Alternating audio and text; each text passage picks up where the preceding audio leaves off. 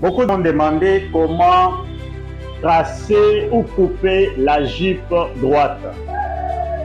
Comment réaliser la jupe droite de base?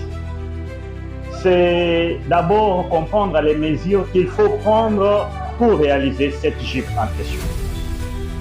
Cette jupe comprend les mesures telles que contour taille, contour hanche, contour bassin et la longueur totale. Prenons d'abord ce mannequin, par exemple. Nous connaissons bien que le contour taille, c'est la partie la plus mince, là.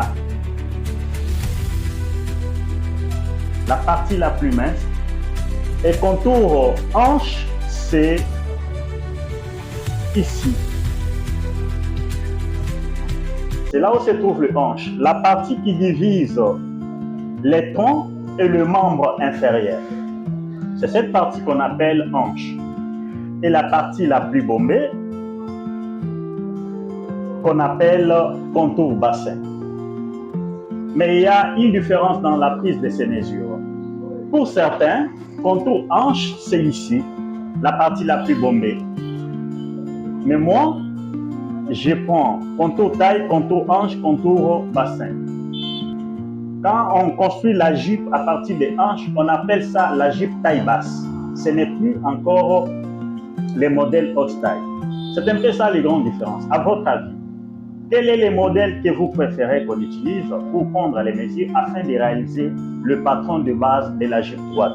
Taille hanche bassin, longueur totale, ou bien taille bassin, longueur totale? Parce qu'avec taille bassin, là on utilise les systèmes de hauteur cambrée, comme on explique.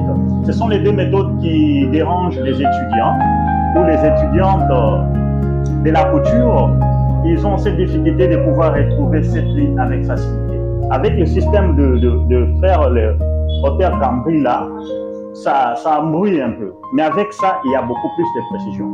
Ok, ça, méthode 1, ça, méthode 2. Vous choisissez quelle méthode? Écrivez en commentaire soit 1, soit 2, comme ça on passe directement à la réalisation de la jupe droite.